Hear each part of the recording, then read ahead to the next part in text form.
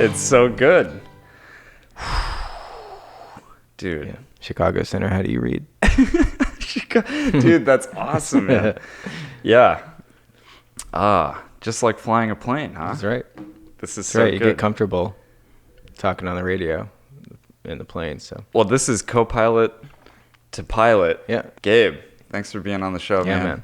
Yeah. You're one of the first and the brave souls that came on to support. Yeah, it was a bit of an edge for me. It is an edge. It's so it's visceral. You hit record and suddenly, boom, we're in it. Yeah. I'm in your ear. Yeah. Yeah, I'm immortalized for better or worse on the I internet. know. So Careful. Yeah. I'll make sure. Okay, I did silence my phone. Yeah. Well, you are a pilot. And what else? You just started coaching, which is awesome. You started kind of launching that right about the time I started launching my podcast. But the truth is that takes years of preparation to get into. So I want to hear about that today. Yeah, the coaching thing, it just depends on how far back you want to go, but All the way. yeah, all the way. All the way. Also, to give a little context to our listeners, we were in a men's group for a couple of years. That was an amazing experience. Learned a lot of tools, became closer friends as a result of it, for sure. Part of the reason why I wanted to have you on the show today is because I just think that that's so needed today. Skills for communication, skills for conflict resolution. We're so freaking divisive right now. What can we do about it? Right. And it's also that men's work's also skills of getting to know yourself better. You know, it's like, you know, for men, it's a novel idea to know what emotion you're actually feeling. It's like the fact that you have one, like that's a great step, and then naming it. And I remember in a group, it was just like, we sit with 5. Like, that's it. Like the basics. It's like, they're like anger, shame, fear. Mad, sad, glad, fear, shame. Yeah. Yeah. That's it. That's it. We're stick with the primary colors here. Like, yeah, that's good. No Someone more might say- foo-foo. Yeah. You might hear a man say, like, I'm feeling really frustrated. I'm just so, okay, what is it? Yeah. Are you mad? Yeah, is that what that is? Yeah. Yeah, we call those like faux emotions. Like I'm disappointed. I'm disappointed. Like, what does disappointment feel like? And not just that, I'm disappointed in you. Yeah. Yeah. You know what my problem is? You. Yeah. Oh my Even gosh. that's pretty direct. Yeah. Actually. So. Yeah. There was a couple of really cool things about the men's group. We had rounds, right? So usually the group would be anywhere from like, I don't know, a couple of guys to probably no more than 8. Yeah. You know, sitting around in a circle. Usually it started exactly at 7 p.m. If you're late, there might be issue. That's right. There might be something That's right. to talk about later. Yeah. But this idea of accountability, showing up, Yes. was so good. You know, we followed some of the archetypes. There's kind of a framework, and of course every men's group is a little different, right? But the crux of it, what are you feeling? What are you thinking? Owning your stuff, your projections. Right. Are you wrestling with a shadow? How much of that is the other person versus how much of it is yours? Yeah. You know? Right. That's the ownership. And What were some of the best parts of the men's group to you? good question. I think what I remember appreciating the most about the men's group is just a place where I could come be completely honest and have that held, you know, a space held where I could relate. You know, in other words, like I could be real, I could be very real, and about everything about myself. And and I knew that there were other men that were like me. That was a big thing. Because we don't have that. We really don't have that. There are like just naturally popping up groups of men just in the workplace, and it's healthy or not, you know, but for the most part, I think we're pretty isolated. You know, I think like we're used to being out on the tundra and it's, you know, live or die. Yeah. And so I think we really miss that. Yeah, there's something really primal about it, Yeah. certainly to have rites of passage, that transition from like, being a boy to being, becoming a man in the Yeah. community. Yeah, I loved the men's group because I felt like I could be fucking weird or messed up Yes. or pissed off sometimes. That's right. And you know what? That was okay. And not only that, sharing my experience, owning it, working through it, I realize I am in a community of men that have all of those same feelings and emotions That's and right. all that stuff. That's right. Where are we finding that today? It's there's a lot of aspects that happen in there that are healthy. It's like, first of all, just like becoming aware of it. It's like, I'm pissed off. Like, Yeah. good to know, because you were pissed off even before you were aware of it. And if you're pissed off and you're not aware of it, that's just a loose cannon, and also just accepting it. It's like, it's alive. And that sounds obvious, but what we tend to do with our emotions is the things that aren't really working for us, aren't convenient or accepted by everybody else or ourselves, it's repressed. Yeah. And it goes underground, but that doesn't mean it's not alive. It's alive. It doesn't mean it's not in charge even. Yeah. It just shows up in ways you're like, oh, oops, I just, made a big mistake. Right. So it's good just to name it. And so, and that doesn't mean, it's not like we promoted that. It was just literally just hearing it, and there it is, and taking ownership. It's like, that's what I got. That's what you got. And that in itself is therapeutic. It's Absolutely. Just, Well, and that's this idea of the modern day shadow, right? Yeah. What's the shadow? It's what we hide, repress, and deny about ourselves. Yeah. It's all that really awesome stuff. Yeah. That is so cool, and it just spills over sometimes. And yeah, well, actually, there is a lot of really awesome stuff that does get repressed and denied, which is generally what we miss. When we think of the shadow, it's everything bad about me is in the shadow. It's like, oh, I don't want to look at that. I'm so needy, or I'm such a tyrant, or really hate this, or I'm violent, or whatever it is. There's a killer. I don't want to look at that guy. There's a genocidal killer. It's like whatever it is down in there. And but that's not the full picture. It's like what they call in the shadow work, the bright shadow is also down there. And so that needs its life too. And that could be these positive qualities and things that we're not so aware of, again, like we're hiding, repressing, and denying. Yeah, for like a lot of men, it could be just being kind, actually. Wow. Just being sweet. Yeah. It's like, I don't show up as sweet because I've been on enough baseball teams to know what that looks like. Get your ass handed to you. No kidding. The way we communicate is by being as brutal to each other as possible. And there's value in that too. And so I'm just explaining how some of these good things get buried. Yeah. And it all goes back to it goes back as far as childhood. It's like a lot of it has to do with, how you relate to your mom and your dad, and what you thought your dad wanted you to be, Yeah. There was another aspect to the men's group where, like we had withhold round, right? Yeah. And the withhold round would be like anything that you're just keeping from yourself or the group. Yeah, that's the one that sucked, really. That one could be really juicy sometimes.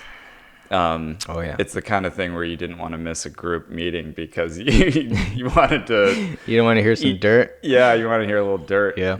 I think emphasizing that it was such a constructive space. I mean, you go in there, you kind of like lay down the weapons. There's this concept of like the warrior shield, but it's like, you're protecting your heart, but there's this idea of support and holding space. Yeah. Well, I'm glad you brought that up because it just had me reflect, you didn't, like, as you said, you don't want to miss a meeting because you don't want to, you don't want to miss some other person in the group sharing a withhold. And yeah, it's fascinating, right? Like everybody likes dirty laundry, right? Like Sure. the whole song. And, but also what was good about it is like to hear somebody else like admit something that they're ashamed of that I can relate to, or at least shows everything that I'm ashamed of. It just makes it a little bit lighter. So it's cathartic for the group as well. Yeah. You know, it's just like, fuck yeah, me too, man. Shit. I'm so glad you had the balls to say it. It's like, I got that too. Like, okay, we got it. So you got to name it. Yeah. You know, it's so good. Yeah. Actually, just to clarify too, it's not that showing up to the meetings would be like some source of gossip and sort of fanfare.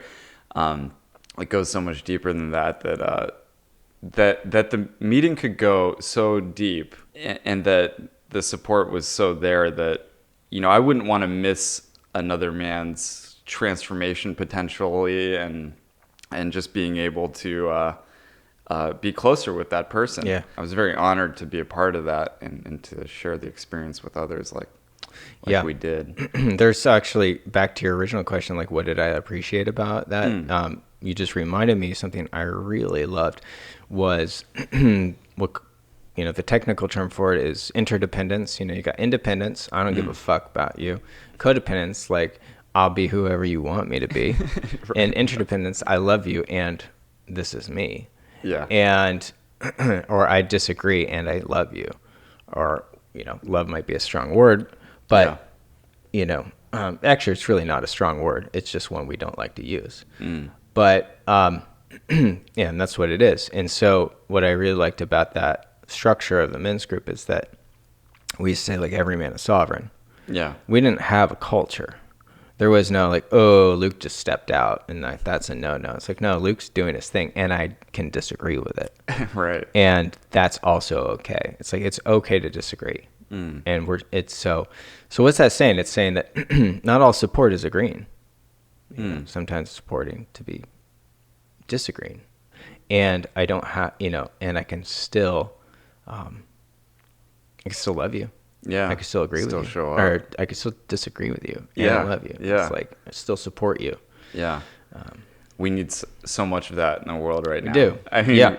gosh, we were talking off camera too about all this social media stuff. Right. And, you know, the long and short of it is we're just so divided right now. Totally. And these are our brothers and sisters. That's right. All walks of life. Yep. You know, that is the problem. You know, and what's the logical conclusion to that much divisiveness is none of it's good. It doesn't look good. You know, there is value in disagreement for sure. Disagreement, you know, paradoxes, predicaments, like that's the ground for creativity. That's the ground for innovation. It's like, well, you know, this isn't working. You're right. That's not working. And neither is this. Yeah, that's not working either. Okay. And so how do we come together and we have a dialogue? Because, you know, that's been said many times. Obviously, we're missing a dialogue. I'm most interested in why are we missing on the dialogue? And like, where does it come down to the personal element? Like, you know, we could look at this like societal structures. I tend to orient towards, you know, just the personal. You know, it's like on the individual level, like, why am I not engaging in dialogue with somebody that I disagree with? Why do you think, what is the main reason for people to not be engaging in dialogue, you think? Yeah, I think it's because we want to be right. We love to be right. That's a juicy burger. Yeah, that's right. Yeah. Yeah.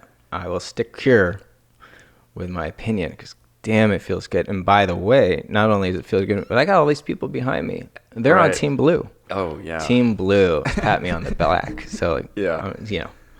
Yeah. I don't want to hear about red. It's a projection outward. So I've got a problem with somebody, you know, on team whatever. Yeah. So say Team Red. Yeah.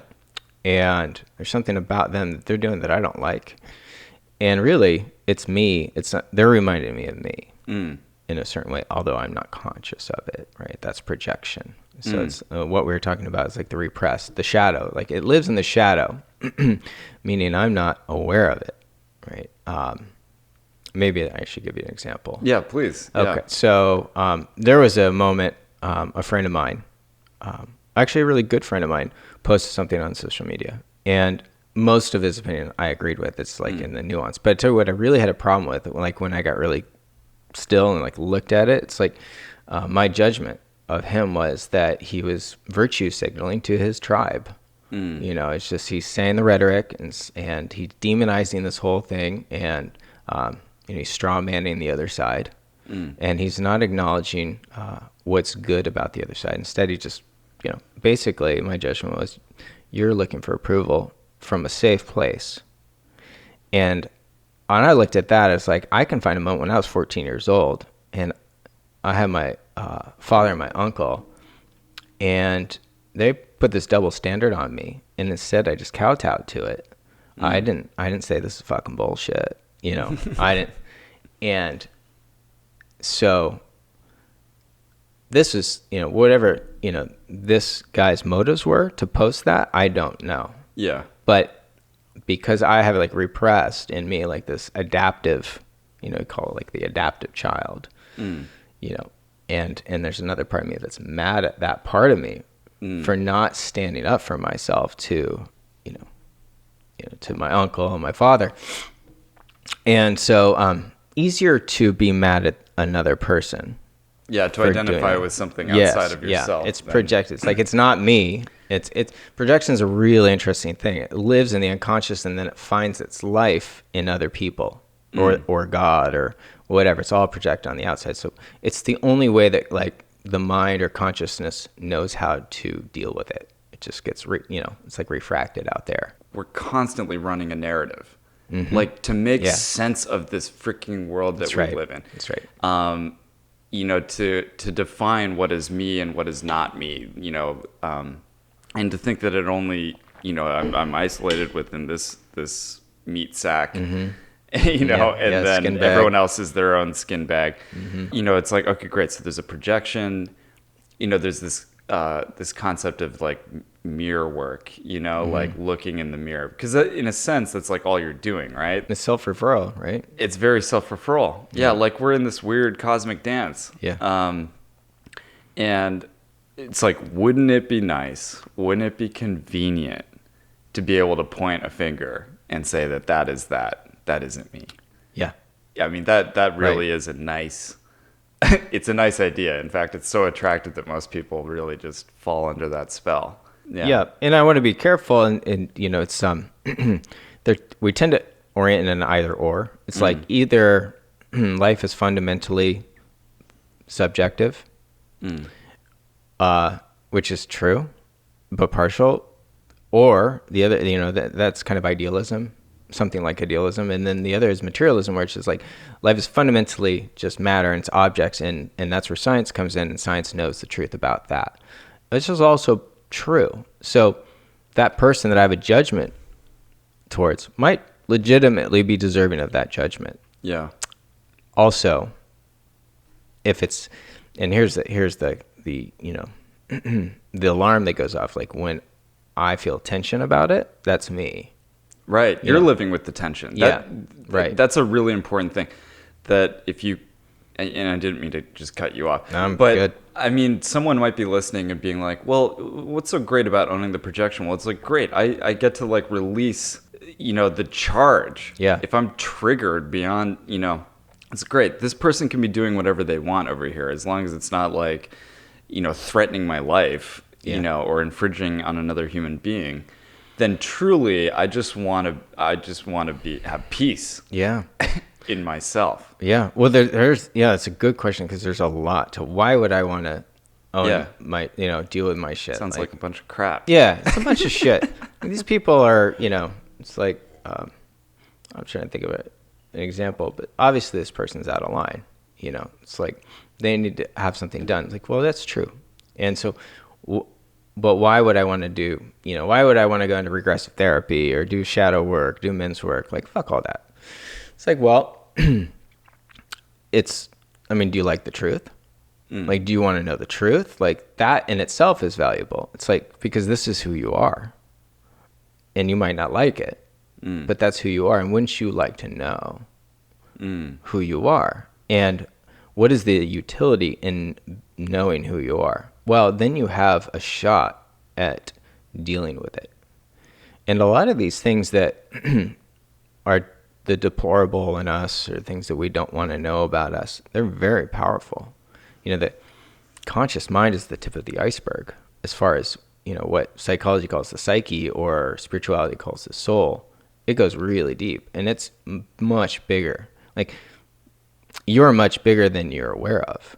And wouldn't you like to have that on your side? Yeah. Wow. And just because you've got these parts in you that are deplorable doesn't mean that you can enlist them as allies to right the world, to make things better.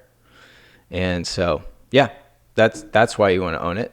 It's like, it's going to help you to own it. There are deplorable things, there are brilliant things, and you as kind of the self, or we'll call it your inner adult, has the ability to work with that, right? To bring it up. It's like, okay, all right, like, you got a lot to offer here. I don't want you going around killing people though, but I like your apex, your aggressive, get it done attitude. Like, can we apply that to something that is more generative, more beneficial for others? So it's just bringing it all into the fold, of awareness, really. That's awesome. Yeah. And so, like, are you doing like one-on-one stuff with people? And yeah, one-on-one groups. And so, I mean, you must have like a lot of tricks in your bag, but right. What are some of the primary philosophies that you kind of draw from? Right. If that's an appropriate way to phrase it. I know what you mean. I don't know what the right term is. Yeah. Person who taught me called it the toolkit. Person that taught me is also into mixed martial arts. Oh, cool. And what we know about mixed martial arts is no one technique works. So if I'm really good at kickboxing and you take me to the ground, I'm toast. Right. And if I'm really good at jiu-jitsu and I can't get you to the ground before you knock me out, I'm toast. So, there is a tool for every issue. It's not like a one size fits all necessarily. It's just everyone might have kind of a different way of understanding or even expressing themselves. So. Yeah, and you can actually hear a meta philosophy, and that is that the philosophy is that we don't apply just one thing to every person. You really have to listen to what's wanted and needed for that person. And it also depends on where they are developmentally. It's like sometimes you just have to tell somebody what to do. Like, that's not really what coaching is. Coaching is like eliciting somebody's inner wisdom, getting those qualities out. Right. I just ask you questions, hopefully good questions. Sometimes coach is advocacy, which is like, what? Stop that right now. That's obviously not working. Know?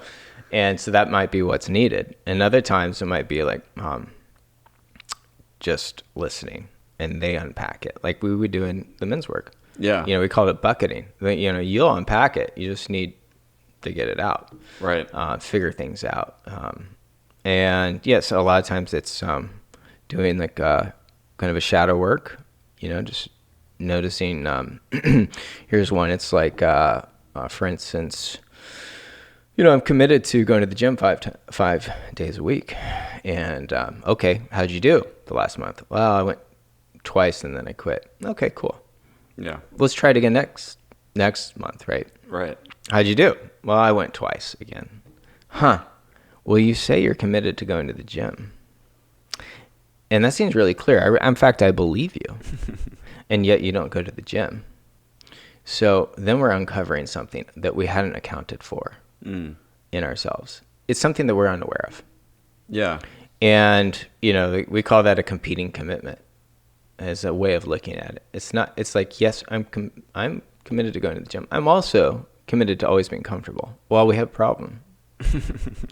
And where, and there's different styles of coaching where that gets, with the style that's just like, just do it, gets hung up is it's not accounting for, there's an equally just don't do it that's running, right? And so we got to go, engage that.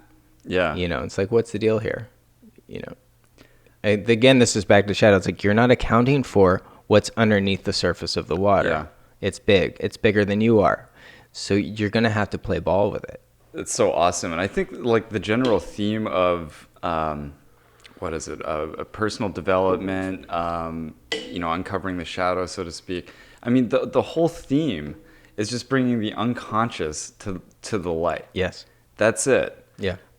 Because whether you like it or not, it's running the show. That's right. So Yeah. if you can't beat it, join it. Yeah. And Yeah. you can name it and call it out and understand what it wants. And right. Yeah. Yeah, and that's, it makes me nervous about, people that are out there advocating. I'm like, you got a good cause for sure. Yeah. And also there's something really that's obvious to the onlooker. Like some of this is actually really hateful and and it's militant. It's aggressive. And so it's not the cause that I have the problem with, but I'm very suspicious. I'm like, are you aware of this? Do you see this in yourself? So I worry that, people out there trying to save the world and they haven't figured themselves out. And really, it's all projection. So they're out there dealing with their selves and we're paying the price on a global scale. If that makes sense. I think it does. In fact, I'm right there with you. And I don't know, it feels like yeah. There's a great myth. I really like myth. I really like stories. Stories are such meta lessons that they're applicable to everybody, wherever you are. That's one of the great things about stories. And the famous myth is the one of the Medusa and Perseus, right? I'll give you the short version. So Perseus is the hero, and the world has a problem. The world's problem is that there's this sea serpent that's, I think, controlled by the god of the sea, which was Poseidon, maybe. Doesn't matter. Yeah. God of the ocean. And that's a big problem for the entire world. And so Perseus, the hero, goes and has to go and take on Medusa.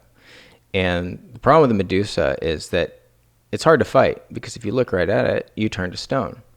And so he takes it on, but he gets from Athena a shield. It's her shield, and it's a mirror. And because it's a mirror, he can see the Medusa.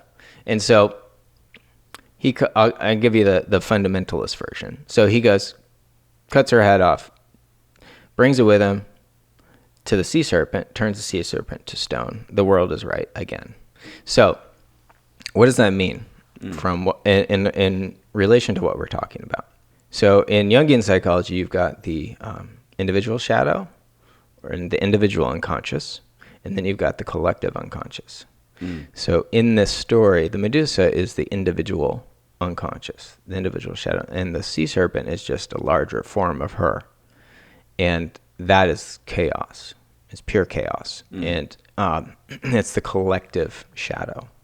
It's what we as a civilization aren't able to see that's destroying us.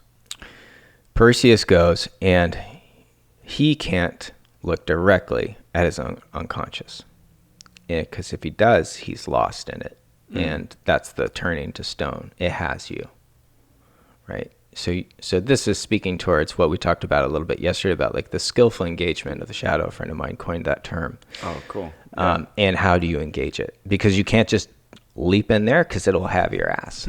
And we talked about this a little bit yesterday, like geniuses in art, like Kurt Cobain, it had him, really led to some amazing pieces. Yeah. And you can hear it in the pieces. You can hear the darkness. Yeah. And I think he just got consumed by it. Yeah. So I'll wrap this up real quick. No, I'm sure people are getting something out of it. Yeah, hope so.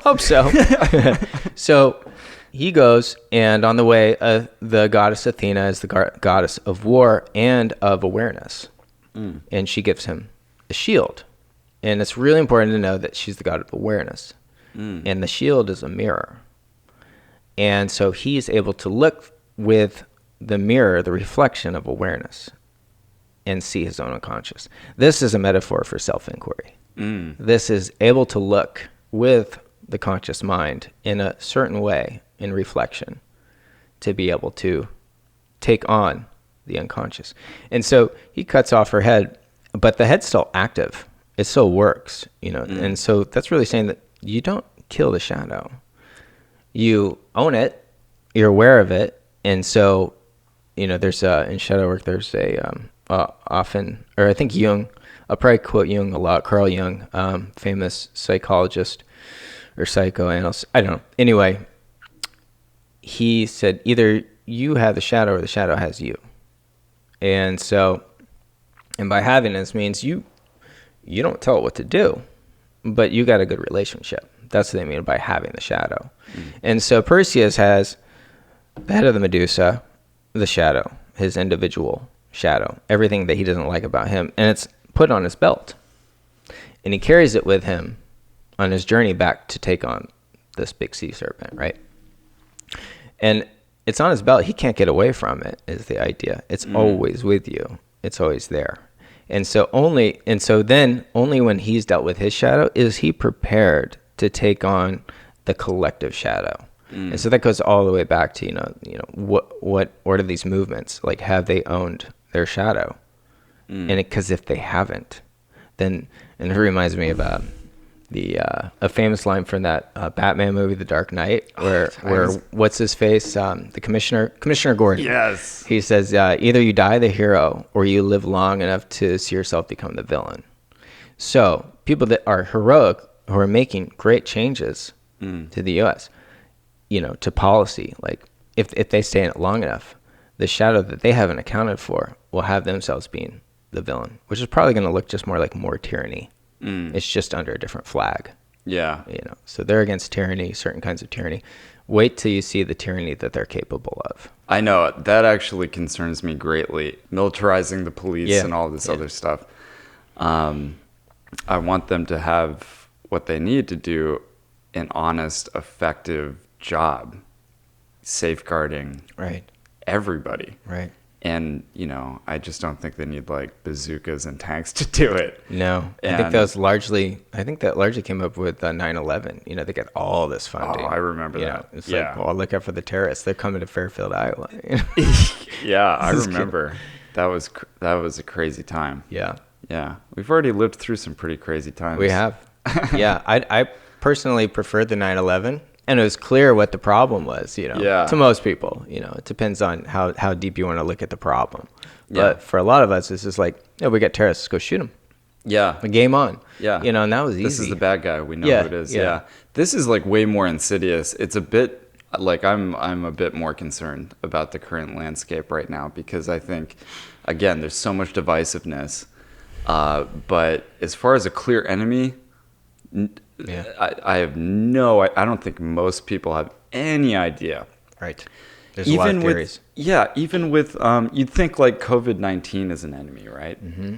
But instead, it's like, it doesn't exist. No, it exists. Wear the mask. Don't wear the mask. Yeah. It's like, this is insane. It is insane. If we had, if aliens just like touched down on Earth and started like shooting at us, that would probably bring us together in a really wonderful way. Yeah, actually, that'd be really convenient. Yeah, it would. I would really like to know who the problem is. Because it's definitely not me. Yeah, right? Oh my gosh. Yeah, that's why. Yeah, it's insidious. It's kind of poetic.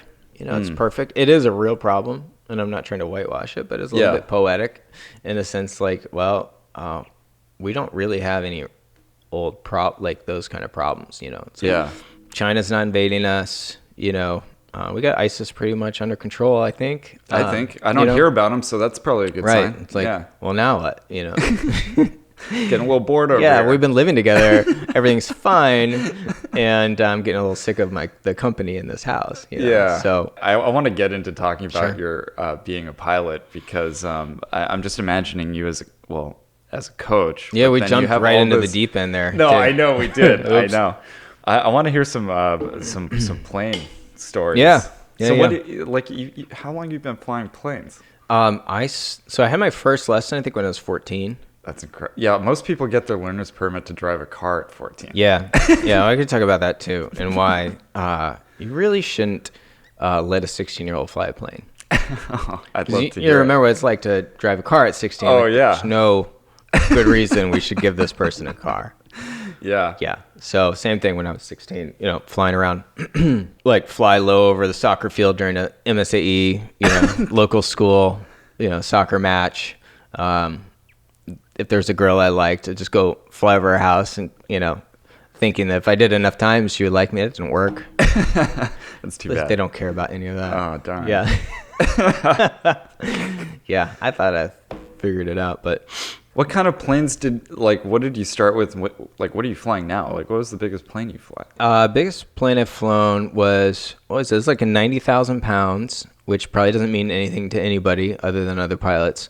That was for United Express. So it's like if you go to a local airport and take that little plane to the main hub, like Chicago, and then you get on a real airline. A real airline. So I was in the I was in the feeder routes, like not real pilots.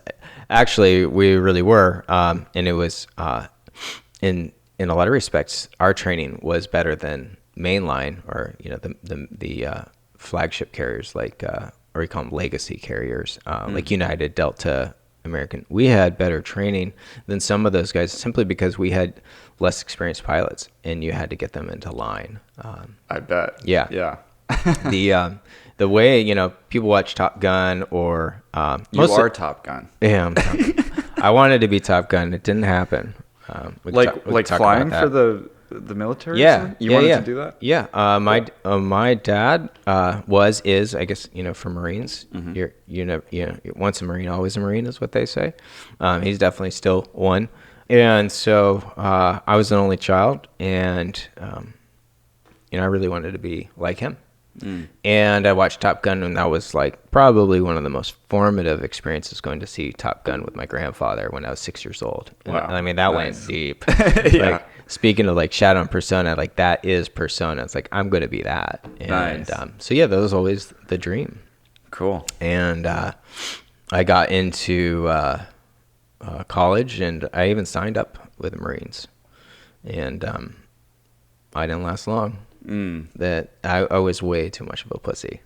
They were. I mean, I could have made it, but man, did they scare the shit out of me. Yeah. We went on a base with real instructors. It just they came to give us a taste. Like, here's what you're in for. And like, oh my god, this is rough. No, I was too sensitive. Wow. What are some of the things that kind of like expose you to? Are they just trying to like really break you down? I guess I don't know what their game was. I think they're just trying to make your life hell. Yeah. I don't know if there's any deep psychological, thinking behind it. A friend of mine coined the term stress inoculation. It's like if you can just be used to being screamed at, then maybe you can function under fire. Yeah. I don't know. Yeah. But they're toughening you up, and they're pretty entertaining as well. I remember we were putting together probably the brightest moment of that weekend, and there weren't a lot of bright moments for that whole thing. I didn't sleep at all. You're running all day, you're getting screamed at. They would give us our food and then make us throw it in the trash, and then we'd have to dig it out to eat it. So we're just like literally dumpster diving, for M&Ms and anything we could get our hands on. Oh my god. And then when they were done with us eating, before we're done, it's like, all right, start doing the next Right. 3-mile run Next or whatever drill. it was. Yeah, it only lasted 3 days, and that's about as long as I lasted too. Just one story I remember that how they were pretty entertaining. Is we were taken apart and put together M16s, and somebody gashed their arm, and the one drill instructor said, "We got a bleeder over here," and the other head drill instructor comes over and looks at it, and it's outstanding, and just keeps moving. Like, they loved it. Like, that was. They love blood, they love killing, and I was a bit too philosophical for that. It was hard for me to reconcile something that just would kill. You just point them at what to kill. I had a problem with that. And but looking back on it now, it's like I really appreciate that. I really appreciate that segment of our population or civilization, which is just pure, like, they're in service, and Yeah, they're warriors. They're protecting warriors. the realm. Yeah, that's right. And and unfortunately, they're following the orders of whatever corrupt policies are in place, self-serving, in the higher order, and so they're kind of hijacked in that way. But that doesn't take away from them at all. It's just unfortunate that they're in it. But I love that. I love that black and white. It's like, it's like that movie American Sniper. He was such a great picture of like what's military. It's like for him, his whole world orientation was like there are sheep, there are wolves, and then there are sheepdogs. And what do you do with wolves? You kill them. I'm like, I love it. I'm so glad you're there because I'm not. Actually, you sharing that other story about M16s. It reminds me of Forrest Gump, which is like one of my absolute favorite movies. But there's that scene where he assembles the weapon like in half the time, and like, that's goddamn outstanding. Blah, it's an awesome scene. I'll have to rewatch that movie. That's a really good one. That's right. What is that like? What is your purpose in this army? Is to do whatever you tell me to do. You're a goddamn genius. Yeah, it's the best answer I've ever heard. That's right. That is your job. Your job is to do what I tell you to do. And we need that. Absolutely. I mean, if we're going to have a military, and it seems to me there's a pretty good argument for having it, Yeah. So you're going to have, if we're in agreement that we need a military, then that's the military I want. I don't want a military full of people or philosophers. No, I wouldn't want that. No. And you wouldn't want to stand next to a philosopher. It's like, so we're going to go in there, and you're not going to have an inner dilemma, are you? Right. And start running the other way. Yeah. So everything has its place, I think. Well, okay. Here's a thought I was having earlier today, which is, people are saying defund the police, stuff like that. I wonder why we're not talking about, do you know how much we spend on, like, our military? I mean, I don't know what the budget is for our policing in America, but, like, probably times it by 100. And that's our military. Yeah, I don't know if it's billions or trillions. I don't even know what either of those numbers mean. I actually don't know what. Yeah. It's a lot of zeros. We buy a missile for like $1.5 million or something.